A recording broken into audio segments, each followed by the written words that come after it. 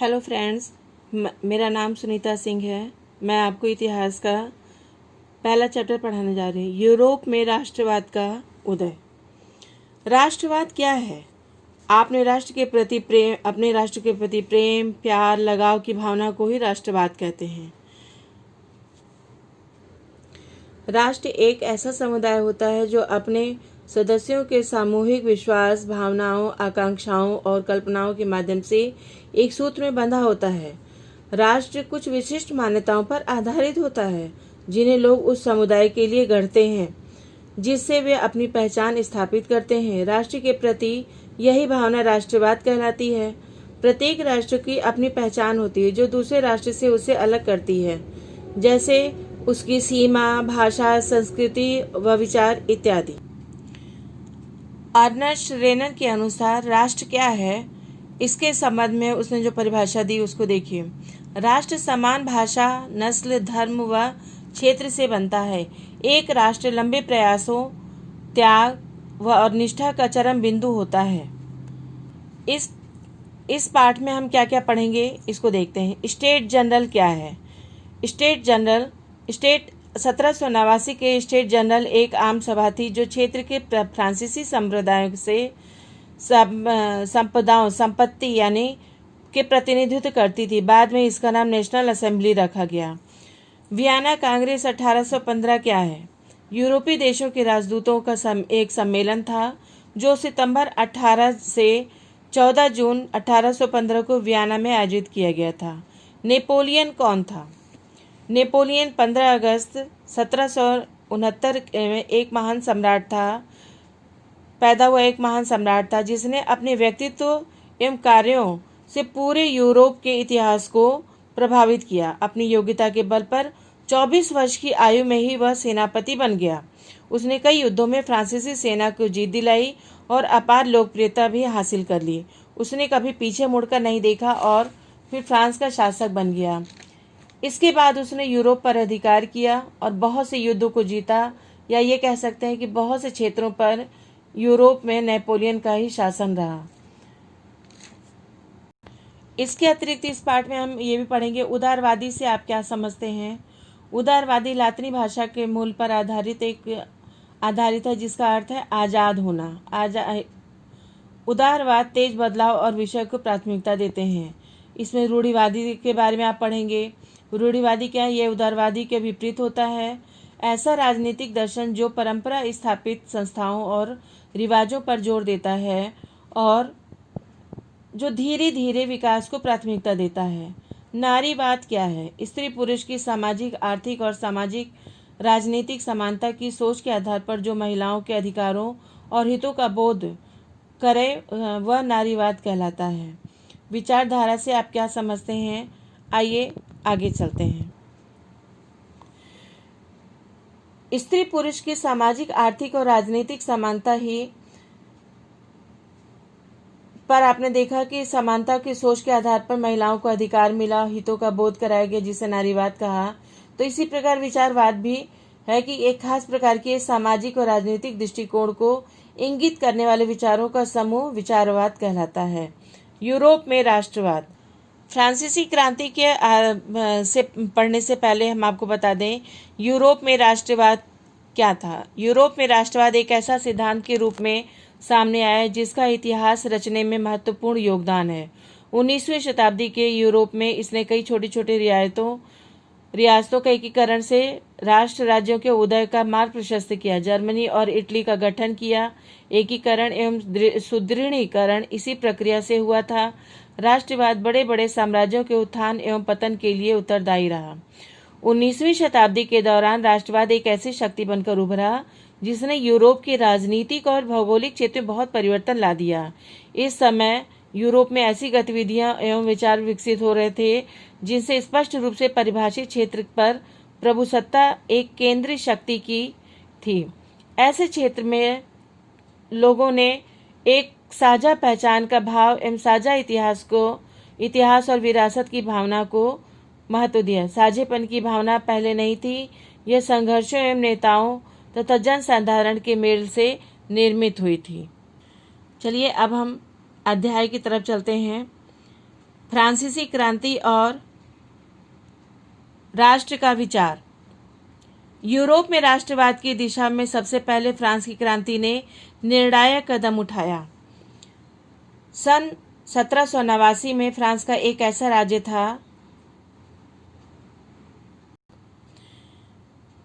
राज्य था जिसके संपूर्ण भूभाग पर एक निरंकुश राजा का आधिपत्य था। फ्रांसीसी क्रांति से जो राजनीतिक और संवैधानिक बदलाव हुए, उनसे प्रभुसत्ता राजतंत्र से निकलकर फ्रांसीसी नागरिकों के समूह में हस्तांतरित हो गई। क्रांति ने घोषणा की कि अब लोगों के द्वारा राष्ट्र का गठन होगा और वो ही उसकी नियति तय करेंगे, यानी भाग्य का निर्णय करेंगे।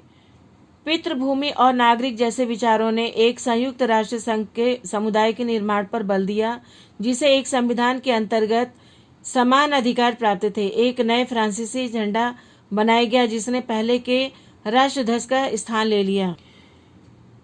स्टेट जनरल का चुनाव सक्रिय नागरिकों के समूह द्वारा किया जाने लगा और उसका नाम बदलकर नेशनल असेंबली कर दिया गया।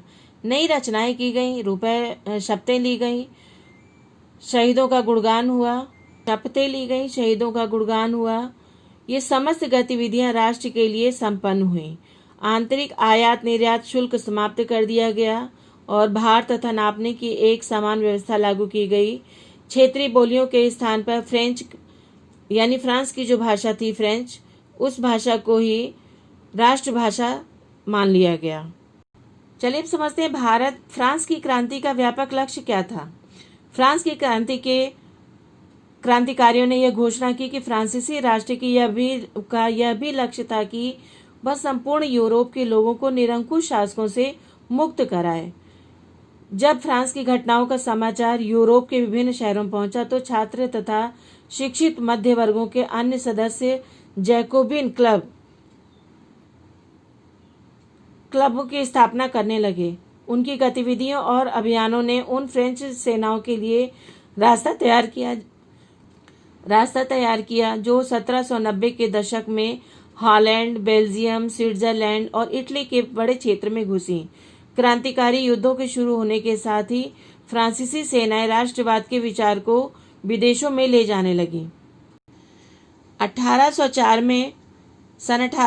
में निर्मित नेपोलियन की संहिता ने जन्म लिया। उसी के जन्म पर आधारित विशेषाधिकार समाप्त कर दिए गए थे।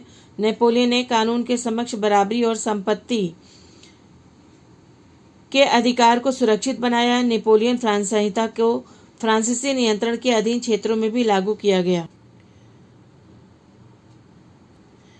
डच गणतंत्र, स्विट्जरलैंड, इटली और जर्मनी में नेपोलियन ने प्रशासनिक विभाजनों को सरल बनाया, सामंती व्यवस्था को खत्म किया और किसानों को भूदास्ता और जागीरदारी शुल्कों में मुक्ति दिलाई। शहरों में भी संचार व्यवस्थाओं को सुधार गया। शहरों में भी कारीगरों के श्रेणी संघों के नियंत्रणों को हटा दिया गया। यातायात और संचार व्यवस्थाओं को सुधारा गया। किसानों, कारीगरों, मजदूरों और नए उद्योगपतियों ने स्वतंत्रता की हवा में सांस ली। उद्योगपतियों, विशेषकर सामान बनाने वाले छोटे उत्पादक, यह समझ लगे कि एक समान कानून, मानक भार या नाप तथा राष्ट्रीय मुद्रा से एक क्षेत्र से दूसरे क्षेत्र में वस्तुओं और पूंजी के आवागमन में सुविधा होगी। इस प्रकार से राष्ट्रीय विचारों को बांटने के लिए उन्होंने कुछ क्षेत्र पर कब्जा कर लिया और कर को बढ़ाना शुरू कर दिया और जबरदस्ती भर्ती जैसे अनेक कानून व्यवस्था स्थापित कर दिया, जिससे लोगों को लगने लगा कि नेपोलियन क्रूर हो गया है, हमें इसका पतन कर देना चाहिए। चलिए हम देखते हैं यूरोप में राष्ट्रवाद का निर्माण कैसे हुआ, उस पर हम चर्चा करते हैं। किसी भी राष्ट्र के निर्माण के लिए एक सामूहिक पहचान, संस्कृति, परंपरा आदि का समान होना जरूरी है, पर समान नहीं था। यूरोप में अलग अलग समाज था, जैसे हैब्सबर्ग साम्राज्य के लोग जर्मन, अंग्रेजी, फ्रेंच, इटली आदि अलग अलग भाषाएं बोलते थे। राष्ट्रवाद और राष्ट्र राज्य का विचार कैसे उभरा, चलिए इसके लिए समझते हैं। यूरोपीय समाज की संरचना की गई, उदारवादी राष्ट्रवाद का उदय हुआ, रूढ़िवादिता हुई और क्रांतिकारी व्यवस्था। यूरोपीय समाज की स्थापना 19वीं शताब्दी के पहले हुई। राष्ट्र दो भागों में बटा था, उच्च वर्ग यानी कुलीन वर्ग और निम्न वर्ग यानी कृषि वर्ग। यूरोपीय महाद्वीप का सबसे प्रभावशाली वर्ग जमीन का मालिक कुलीन वर्ग था। यह सामाजिक और राजनीतिक रूप से बहुत प्रतिष्ठित था। इस वर्ग के सदस्य एक साझा जीवन शैली में बंधे हुए थे। वे ग्रामीण क्षेत्रों में जायदाद और शहरी हवेलियों के मालिक थे। उसी जगह निम्न वर्ग था। उनकी जनसंख्या अधिक होने के कारण वे कृषक थे। अधिकतर वह कृषक थे। पश्चिम में अधिकतर जमीन पर किराएदार या छोटे छोटे काश्तकार खेती करते थे। उनकी अपनी स्वयं की जमीन नहीं होती थी, वे किराए पर रहते थे।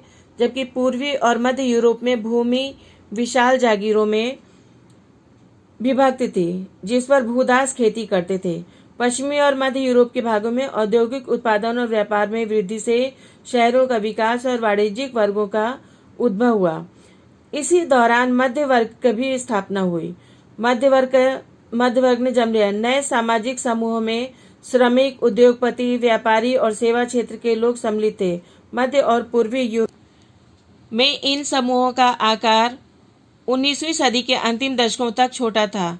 कुलीन विशेषाधिकारों की समाप्ति के बाद शिक्षित और उदारवादी मध्य वर्गों के बीच ही राष्ट्रीय एकता के विचार लोकप्रिय हो गए।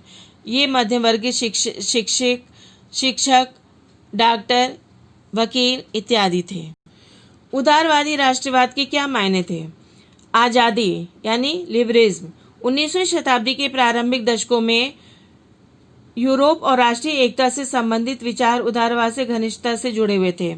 नए सामाजिक समूहों या मध्य वर्ग के लोग उदारवाद का अर्थ व्यक्ति की स्वतंत्रता और कानून के समक्ष सबकी समानता को ही मानते थे।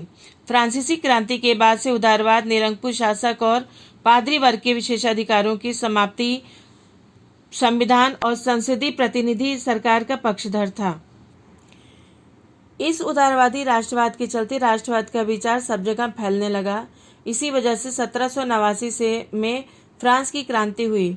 इससे एक राज्य के अंदर जो भी नियंत्रण चीज़ों या पूंजी के आगमन पर होता था, उसे खत्म कर दिया गया। लेकिन अलग अलग राज्यों के बीच नियंत्रण यानी सीमा शुल्क को खत्म नहीं कर पाया। इसके लिए एक संगठन बनाया गया जिसका नाम था जाल बेराइन। सन 1834 में प्रशा की पहल पर एक शुल्क संघ जाल बेराइन स्थापित किया गया, जिसमें अधिकांश जर्मन राज्य सम्मिलित हो गए। इस संघ ने शुल्क अवरोधों को समाप्त कर दिया और मुद्राओं की संख्या 2 कर दी, जो कि पहले 30 से ऊपर थी। इसके अतिरिक्त रेलवे के विकास ने गतिशीलता बढ़ाई और आर्थिक हितों को भी राष्ट्रीय एकीकरण का सहायक बनाया। तत्कालीन समय में पनप रही व्यापक राष्ट्रवादी भावनाओं को आर्थिक राष्ट्रवाद की लहर ने सुदृढ़ कर दिया। इसके पश्चात 1815 के बाद एक नए रूढ़िवाद ने जन्म। सन 1815 में नेपोलियन की पराजय के बाद यूरोपीय सरकारें रूढ़िवाद की विचारधारा से प्रभावित थीं। रूढ़िवादी यह मानते थे कि राज्य और समाज की स्थापित पारंपरिक संस्थाओं जैसे राजतंत्र, चर्च, सामाजिक ऊंच नीच, संपत्ति और परिवार को बनाए रखना चाहिए। नेपोलियन द्वारा शुरू किए गए परिवर्तनों से उन्होंने यह जान लिया था कि आधुनिकीकरण की प्रक्रिया राजतंत्र जैसी पारंपरिक संस्थाओं को मजबूत करने में सक्षम थी। यह राज्य की शक्ति को अधिक सक्षम और मजबूत बना सकता था। एक आधुनिक सेना, कुशल नौकरशाही, गतिशील अर्थव्यवस्था, सामंतवाद और भूदासत्व की समाप्ति यूरोप के निरंकुश राजतंत्रों को शक्ति प्रदान कर सकते थे। इस दौरान एक संधि हुई जिसे वियना संधि के नाम से जाना जाता है। यह एक समझौता था। सन 1815 में ब्रिटेन, रूस, प्रशा और ऑस्ट्रिया जैसी यूरोपीय शक्तियों ने मिलकर नेपोलियन को हराया था। बाद में इसके प्रतिनिधि यूरोप के लिए एक समझौता तैयार करने हेतु वियना से मिले। इस सम्मेलन में कांग्रेस की अध्यक्षता ऑस्ट्रिया के चांसलर ड्यूक मेटरनिक ने की थी। लेकिन नेपोलियन ने 39 राज्यों का जो जर्मन महासंघ स्थापित किया था उसे बनाए रखा गया। पूर्व में रूस को पोलैंड का एक हिस्सा दे दिया गया, जबकि प्रशा को सैक्सनी का एक हिस्सा प्रदान किया गया। वियना कांग्रेस 1815 के बाद यूरोप में स्थापित रूढ़िवादी शासन व्यवस्थाएं निरंकुश थीं। अब क्रांतिकारी आ गए। वियना कांग्रेस 1815 के बाद यूरोप में रूढ़िवादी विचारधारा से प्रभावित सरकारों के दमन के भय से अनेक उदारवादी राष्ट्रवादियों को छिपना भागना पड़ा। बहुत से यूरोपीय राज्यों में क्रांतिकारियों को प्रशिक्षण देने और विचारों का प्रसार करने के लिए गुप्त संगठन बन गए। साथ ही स्वतंत्रता और मुक्ति के लिए प्रतिबद्ध होना, संघर्ष करना क्रांतिकारी होने के लिए आवश्यक था।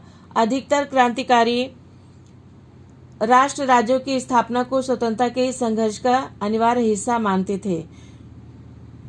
उसी समय जोसेपे मेत्सिनी जो इटली का क्रांतिकारी था, उसका जन्म हुआ। उसका जन्म 1807 में जेनेवा में हुआ था। 24 साल की युवावस्था में लिंगुरिया में क्रांति करने के लिए उसे बहिष्कृत कर दिया गया था। तत्पश्चात उसने 2 और भूमिगत संगठनों की स्थापना की। पहला था मार्सोई में यंग इटली और दूसरा बर्न में यंग यूरोप। मैसिनी का विश्वास था कि ईश्वर की इच्छा के अनुसार राष्ट्र ही मनुष्य की प्राकृतिक इकाई है। अतः इटली छोटे राज्यों और प्रदेशों के रूप में नहीं रह सकता था। उसे जोड़कर राष्ट्रों के व्यापक गठबंधन के अंदर एकीकृत गणतंत्र बनाना ही था। यह एकीकरण ही इटली की मुक्ति का आधार हो सकता था। मैत्सिनी के इसी एकीकरण के मॉडल को देखा देखी जर्मनी, फ्रांस, स्विट्जरलैंड और पोलैंड ने भी गुप्त संगठन बनाए गए। राजतंत्र का घोर विरोध करने के बावजूद प्रजातांत्रिक गणतंत्रों ने भी अपने स्वप्न से मैत्सिनी के इस रूढ़िवादी को चुनौती दी। मैटरनिक ने इसे हमारी सामाजिक व्यवस्था का सबसे खतरनाक दुश्मन कहा था। पहले क्रांतिकारी आई, उसके बाद क्रांतिकारियों का युग शुरू हो गया। 1830 से 1848 में क्रांतिकारियों का युग चला। क्रांतिकारियों ने अपनी गतिविधियां तेज कर दी। इधर रूढ़िवादी विचारधारा से प्रभावित शासन व्यवस्थाओं ने भी अपनी शक्ति को और मजबूत बनाने का प्रयास किया। इस स्थिति में यूरोप के अनेक क्षेत्रों में उदारवाद और राष्ट्रवाद को क्रांति से जोड़कर देखा जाने लगा। इटली और जर्मनी के राज्य, ऑटोमन साम्राज्य के प्रांत, आयरलैंड और पोलैंड ऐसे ही कुछ और क्षेत्र थे। इन क्रांतियों का नेतृत्व उदारवादी राष्ट्रवादियों ने किया, जो शिक्षित मध्यवर्गीय विशिष्ट लोग थे। इसमें प्रोफेसर, अध्यापक, क्लर्क और वाणिज्य व्यापार में लगे मध्य वर्गों के लोग सम्मिलित थे। फ्रांस में जुलाई 1830 में पहला विद्रोह हुआ।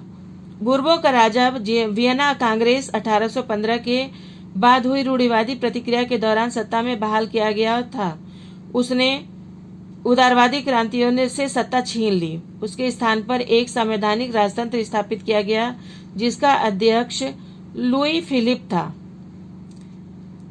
इसके बाद यूनान का स्वतंत्रता संग्राम हुआ।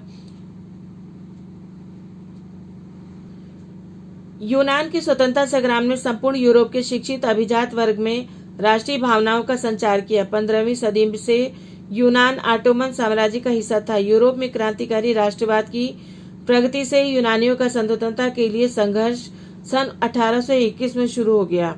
राष्ट्रवादियों को निर्वासन में रह रहे यूनानियों के बाद और उनके साथ पश्चिमी यूरोप के अनेक लोगों का भी समर्थन मिला, जो प्राचीन यूनानी संस्कृति के प्रति सहानुभूति रखते थे, जिसमें कवियों और कलाकारों ने यूनानियों के यूरोपीय सभ्यता को स्वीकार किया और उसकी बहुत प्रशंसा की और ऑटोमन साम्राज्य यानी मुस्लिम साम्राज्य के विरुद्ध यूनान के संघर्ष के लिए जनमत जुटाया।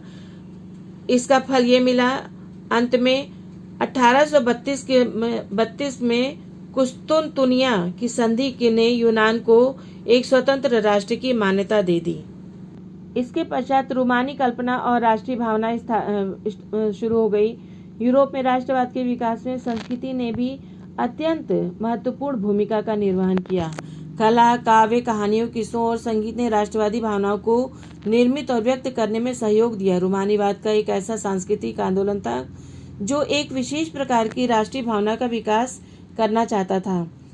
रूमानीवादियों का प्रयास था कि एक साझा सामूहिक विरासत की अनुभूति और साझा सांस्कृतिक अतीत को राष्ट्र का आधार बनाया जाए। इसलिए लोक संस्कृति के इन स्वरूपों को एकत्र और अंकित करना राष्ट्र के निर्माण के लिए आवश्यक था। स्थानीय बोलियों पर बल दिया गया। इसके बाद राष्ट्रीय भावनाओं के विकास में भाषा की भूमिका ने अपनी महत्वपूर्ण भूमिका निभाई। भाषा ने भी राष्ट्रीय भावनाओं के विकास में एक महत्वपूर्ण भूमिका निर्वहन किया। रूस के आधिपत्य के बाद पोलिश भाषा को स्कूलों से बलपूर्वक हटाकर रूसी भाषा को लागू किया गया। भूख, कठिनाइयां और जनविद्रोह। 19वीं शताब्दी के प्रथम भाग में संपूर्ण यूरोप की जनसंख्या में तीव्र गति से वृद्धि हुई। अधिकतर देशों में नौकरी ढूंढने वालों की जनसंख्या उपलब्ध रोजगार से कहीं अधिक थी। ग्रामीण क्षेत्रों की अतिरिक्त जनसंख्या शहर जाकर भीड़-भाड़ से भरी गरीब बस्तियों में रहने लगी। नगरों के छोटे उत्पादकों को प्राय इंग्लैंड से आयातित मशीन से बने सस्ते कपड़े से बड़ी प्रतिस्पर्धा का सामना करना पड़ा। यूरोप के उन क्षेत्रों में जहां कुलीन वर्ग अभी भी सत्ता में थे, कृषक सामंती शुल्कों और जिम्मेदारियों के बोझ से दबे थे। खाने पीने की वस्तुओं के मूल्य घटने से, किसी वर्ष फसल के नष्ट होने से शहर और गांवों में बहुत गरीबी की स्थिति उत्पन्न हो जाती थी। खाने पीने की कमी और व्यापक बेरोजगारी के कारण पेरिस के लोग सन 1848 में सड़कों पर उतर आए। जगह जगह जाम लगा दिया और अवरोध लगा दिया, जिससे यूरोपियन सरकार को गणतंत्र राज्य घोषित कर दिया गया और इस विद्रोह में कृषक विद्रोह पर उतर आए थे। नए कानून की स्थापना हुई। सन 1848 उदारवादियों की क्रांति के रूप में सामने आई।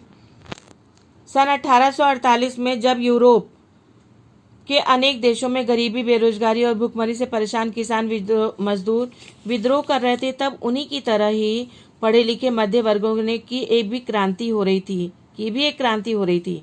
फरवरी 1848 की घटनाओं से राजा को गद्दी छोड़नी पड़ी और एक गणतंत्र की घोषणा की गई, जो सभी पुरुषों के लिए सार्वभौमिक मताधिकार पर आधारित थी। यूरोप के अन्य भागों में जहां अभी तक स्वतंत्र राष्ट्र राज्य अस्तित्व में नहीं आए थे, जैसे Germany, Italy, Poland, Austro Hungarian साम्राज्य, वहां के उदारवादी मध्य वर्गों के स्त्री पुरुषों की संविधानवाद की मांग को राष्ट्रीय एकीकरण की मांग से जोड़ दिया गया। चलिए हम पढ़ते हैं जर्मनी और इटली का निर्माण कैसे हुआ। इसका निर्माता जर्मनी क्या सेना राष्ट्र का निर्माता हो सकती थी? सन 1848 के बाद राष्ट्रवाद यूरोप में जनतंत्र और क्रांति से अलग होने लगा। अपनी सत्ता को सुदृढ़ बनाने और राजनीतिक प्रभुत्व प्राप्त करने के लिए रूढ़िवादियों ने प्रायः राष्ट्रवादी भावनाओं का प्रयोग किया। इसके कारण जर्मनी और इटली एकीकृत होकर राष्ट्र राज्य बन गए। राष्ट्रवादी भावनाएं मध्यवर्गीय जर्मन लोगों में बहुत अधिक थी और उन्होंने सन 1848 में जर्मन महासंघ के विभिन्न क्षेत्रों को छोड़कर निर्वाचित संसद द्वारा शासित राष्ट्र राज्य बनाने का प्रयास किया। लेकिन राष्ट्र निर्माण की यह उदारवादी पहल राजशाही और सेनाओं की शक्ति ने मिलकर दबा दी। राजशाही और सेना को प्रशा के बड़े भूस्वामी ने भी समर्थन किया। उसके बाद प्रशा ने राष्ट्रीय एकीकरण के आंदोलन का नेतृत्व संभाल लिया। उसका प्रमुख मंत्री ऑटो वान बिस्मार्क इस प्रक्रिया का जनक था, जिसने प्रशा की सेना और नौकरशाही की सहायता ली। 7 वर्ष के दौरान ऑस्ट्रिया, डेनमार्क और फ्रांस से 3 युद्धों में प्रशा की जीत हुई और एकीकरण की प्रक्रिया पूरी हुई। सन 1871 में वर्साय में हुए एक समारोह में प्रशा के राजा विलियम प्रथम को जर्मनी का सम्राट घोषित किया गया। चलिए अब हम पढ़ते हैं इटली अनेक वंशानुगत राज्यों तथा बहुराष्ट्रीय हैब्सबर्ग राज्यों में बिखरा हुआ था। 19वीं सदी के मध्य में इटली 7 राज्यों में बटा हुआ था, जिनमें से केवल एक राज्य सार्डिनिया पीटमांड से एक इतालवी राजघराने के शासन से संबंधित था। उत्तरी भाग ऑस्ट्रियाई हैब्सबर्ग नामक शासकों के अधीन था। मध्य क्षेत्रों पर पोप का शासन था और दक्षिणी क्षेत्र स्पेन के बुर्बो राजाओं के अधीन थे। इतालवी भाषा ने भी साझा रूप प्राप्त नहीं किया था और अभी तक इसके विविध क्षेत्रीय स्थानीय रूप अस्तित्व में थे। इटली का एकीकरण के लिए मैसनी, गैरिबाल्डी, कावूर और विक्टर एमुनियल ने अथक प्रयत्न किए। मैसनी को इटली की एकता का पैगंबर, गैरिबाल्डी को इटली की सेना का संगठनकर्ता और कावूर को कुशल राजनीतिज्ञ और विक्टर इमैनुअल को इटली का भाग्य विधाता कहा जाता है। इटली का एकीकरण एक लंबी प्रक्रिया का परिणाम था, जिसे वियना कांग्रेस के निर्णयों के अनुसार इटली यूरोप की भौगोलिक इकाई मात्र बन गया था। देशभक्त मैसनी ने नेपल्स तथा सिसिली विद्रोहों को सफल बनाने का यथासंभव प्रयास किया, किंतु उसे अपने लक्ष्य में सफलता न मिल सकी। गैरिबाल्डी और कावूर ने अथक प्रयास किए और इटली के एकीकरण को संभव बनाया।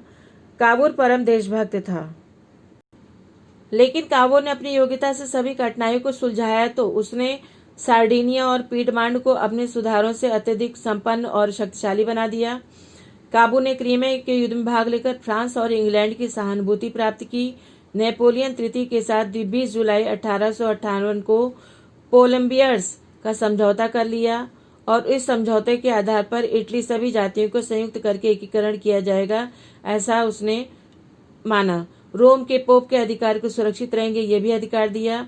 ये समझौता किया उसने। इस समझौते के अनुसार कावूर ने ऑस्ट्रिया के विरुद्ध युद्ध छेड़ दिया, किंतु युद्ध के मध्य नेपोलियन तृतीय ने ऑस्ट्रिया के साथ विला फ्रेंका की संधि कर ली। विवश होकर विक्टर इमैनुअल को भी ऑस्ट्रिया के साथ ज्यूरिख की संधि करनी पड़ी। 1860 में दक्षिणी इटली और 2 सिसिलियों के राज्य में प्रवेश कर गए वे और स्पेनी शासकों को हटाने के लिए स्थानीय किसानों का समर्थन पाने में सफल रहे। 1861 में इमैनुअल द्वितीय को एकीकृत इटली का राजा घोषित किया गया था। बाद में गैरिबाल्डी ने इटली के एकीकरण के लिए नेपल्स और सिसिली सार्डिनिया के राजा को प्रदान कर दिया। इसी समय मध्य इटली के राज्य पार्मा, मोडेना और टस्कनी भी सार्डिनिया से मिल गया। सन 1866 में ऑस्ट्रिया और प्रशा के मध्य युद्ध प्रारंभ हो गया था। इस प्रकार 20 सितंबर 1870 को इटली का राष्ट्रीय एकीकरण पूरा हो गया। ब्रिटेन की अजीब दास्तान, आप ये चित्र देख रहे हैं। ब्रिटेन में राष्ट्रवाद का विकास शेष यूरोप की भांति किसी क्रांति का परिणाम नहीं था। यहाँ राष्ट्रवाद अलग अलग तरह से विकसित हुआ। 18वीं शताब्दी से पहले ब्रिटेन राष्ट्र नहीं था। ब्रितानी द्वीप समूह में अंग्रेज, वेल्श, स्कॉट और आयरिश आदि कई प्रकार की जातियां निवास करती थी। इन सभी की पहचान निर्जातीय थी। इनकी अलग अलग राजनीतिक परंपरा और संस्कृति थी।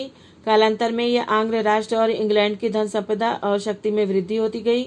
ऐसी स्थिति में उसने द्वीप समूह के अन्य राष्ट्रों पर अपना प्रभुत्व स्थापित कर लिया। इंग्लैंड और स्कॉटलैंड के मध्य एक्ट ऑफ यूनियन द्वारा United kingdom of great Britain का गठन हुआ। इससे इंग्लैंड का स्कॉटलैंड पर प्रभुत्व स्थापित हो गया। आयरलैंड का विलय हो गया। आयरलैंड के साथ भी स्कॉटलैंड की तरह भांति व्यवहार किया गया। स्कॉटलैंड कैथोलिक और प्रोटेस्टेंट धार्मिक गुटों में बटा हुआ था। इसे भी सम्मिलित कर यूनाइटेड किंगडम में सम्मिलित कर लिया गया। इस प्रकार एक नए ब्रितानी राष्ट्र का निर्माण हुआ और आंग्ल संस्कृति का बढ़ चढ़कर प्रचार प्रसार किया गया। नए ब्रिटेन के प्रतीक चिन्हों, ब्रितानी झंडा, राष्ट्रीय गान को बढ़ावा दिया गया और पुराने राष्ट्र संघ की इस संघ में केवल सहयोगी ही भूमिका में रह गए। राष्ट्र की दृश्य कल्पना से क्या होता है? रूपक क्या है? जब किसी अमूर्त विचार जैसे लालच, स्वतंत्रता, ईर्ष्या, मुक्ति को किसी व्यक्ति या किसी चीज के जरिए इंगित किया जाता है तो उसे शुरू करना कहते हैं। 18वीं और 19वीं शताब्दी से रूपक का प्रयोग राष्ट्रवादी भावना के विकास और मजबूत बनाने में किया जाता था। कलाकारों ने राष्ट्र को इस प्रकार चित्रित किया जैसे कोई व्यक्ति हो। 18वीं और 19वीं शताब्दी में इस तरह से संगठित किया। उस समय राष्ट्रों को नारी भेष में प्रस्तुत किया जाता था। राष्ट्रों को व्यक्ति का रूप प्रदान करते हुए जिस नारी के रूप को चुना जा गया वह वास्तविक जीवन में कोई विशेष महिला नहीं थी। वह तो राष्ट्र के अमूर्त यानी रूपक या अस्पष्ट विचार का ठोस रूप प्रदान करने का एक प्रयत्न था। इस प्रकार नारी की छवि राष्ट्र का रूपक बन गई। स्वतंत्रता का प्रतीक लाल टोपी, टूटी जंजीर थी और न्याय को सामान्यतः एक ऐसी महिला के प्रतीकात्मक रूप से व्यक्त किया जाता था जिसकी आंखों पर पट्टी बंधी हुई थी और वह तराजू लिए थी। फ्रांस में उसे लोकप्रिय ईसाई नाम मरियान दिया गया और जिसने जन राष्ट्र के विचार का प्रतिनिधित्व किया। उसके चिन्ह भी स्वतंत्रता और गणतंत्र के थे। लाल टोपी, तिरंगा और कलगी मारियान की प्रतिमाएं सार्वजनिक चौकों पर लगाई गईं ताकि जनता को एकता के राष्ट्रीय प्रतीक की याद आती रहे और लोग उसे संबंध स्थापित कर सकें। मारियान की छवि सिक्कों और डाक टिकटों पर भी अंकित की गई। इसी प्रकार जर्मेनिया यानी जर्मन राष्ट्र का रूपक बन गई। जो चाक्षुष अभिव्यक्तियों में जर्मेनिया बलूत वृक्ष के पत्तों का मुकुट पहनती है, क्योंकि जर्मन बलूत वीरता का प्रतीक। आपने रूपक के बारे में पहले ही समझ लिया था कि किसी अमूर्त विचार जैसे लालच, ईर्ष्या, स्वतंत्रता, मुक्ति को किसी व्यक्ति या किसी चीज के जरिए इंगित किया जाता है तो वह एक रूपात्मक कहानी के दो अर्थ होते हैं, एक शाब्दिक और एक प्रतीकात्मक। चलिए अब समझते हैं राष्ट्रवाद और साम्राज्यवाद। राष्ट्रवाद तो आप समझ चुके हैं। राष्ट्रवाद और साम्राज्यवाद। साम्राज्यवाद किसे कहते हैं? जहां कोई देश अपने देश की शक्ति को बढ़ाता है, जैसे आर्मी और अन्य साधन का प्रयोग करने के, तो उसे साम्राज्य कहते हैं। 19वीं सदी तक जो राष्ट्र की भावनाएं थी वह साम्राज्यवाद में बदलने लगी। साम्राज्यवाद जैसा कि आपने ऊपर परिभाषा देखा, 1871 के बाद यूरोप में गंभीर राष्ट्रवादी तनाव का कारण बाल्कन क्षेत्र था। बाल्कन क्षेत्र नस्लीय और भौगोलिक विविधता की दृष्टि से अत्यंत समृद्ध था। आधुनिक काल के रोमानिया, बल्गेरिया, अल्बेनिया, यूनान, Macedonia, Croatia, Bosnia Herzegovina, Slovenia, Serbia, Montenegro आदि इसी क्षेत्र के अवस्थित थे। बाल्कन एक बड़ा हिस्सा ऑटोमन साम्राज्य के नियंत्रण में था। वह समय था जब ऑटोमन साम्राज्य अपनी शक्ति खो रहा था। इस समय बाल्कन क्षेत्र में रोमांटिक राष्ट्रवादी भावना तीव्र गति से फल फूल रही थी। इन दशाओं में ऑटोमन साम्राज्य के नियंत्रण में आने वाले यूरोपीय देश एक एक करके इसके प्रयास से अलग होते गए और अपने को स्वतंत्र घोषित करते गए। बाल्कन क्षेत्र गंभीर संकट का सामना कर रहा था। इसका कारण था बाल्कन क्षेत्र में ताकत हथियारों की जद्दोजहद थी। यह वही समय था जब विभिन्न यूरोपीय शक्तियों के मध्य उपनिवेशों में व्यापार को लेकर रस्साकशी चल रही थी। विवाद नौसेना और सेना की शक्ति बढ़ाने के लिए भी जारी था। रूस, जर्मनी, इंग्लैंड और राष्ट्रीय हंगरी, इनमें से प्रत्येक शक्ति का लक्ष्य यही था कि बाल्कन क्षेत्र पर अपना नियंत्रण स्थापित किया जाए। अंततोगत्वा इसकी परिणति प्रथम विश्व युद्ध के रूप में हुई। 19वीं सदी के अंत तक राष्ट्रवाद में उदारवादी और प्रजातांत्रिक मूल्यों की कमी होने लगी। 19वीं सदी में यूरोपीय शक्तियों ने औपनिवेशीकरण किया था। साम्राज्यवादी प्रभुत्व का विरोध करने लगे। सभी राष्ट्रवादी आंदोलन एक सामूहिक राष्ट्रीय एकता की भावना से प्रेरित थे, जो साम्राज्यवाद विरोध की प्रक्रिया में उभरे। राष्ट्रवाद के यूरोपीय विचार कहीं और नहीं दोहराए गए, क्योंकि प्रत्येक स्थान पर लोगों ने अपनी तरह का विशिष्ट राष्ट्रवाद विकसित किया था। लेकिन यह विचार कि समाजों को राष्ट्र राज्यों से गठित किया जाना चाहिए अब स्वाभाविक और सार्वभौम मान लिया गया था। इस प्रकार राष्ट्रवाद पूरे विश्व में फैल गया। यही राष्ट्रवाद की प्रक्रिया थी। यदि आपको यह वीडियो अच्छा लगा हो तो उसे लाइक अवश्य करें और सब्सक्राइब भी करें।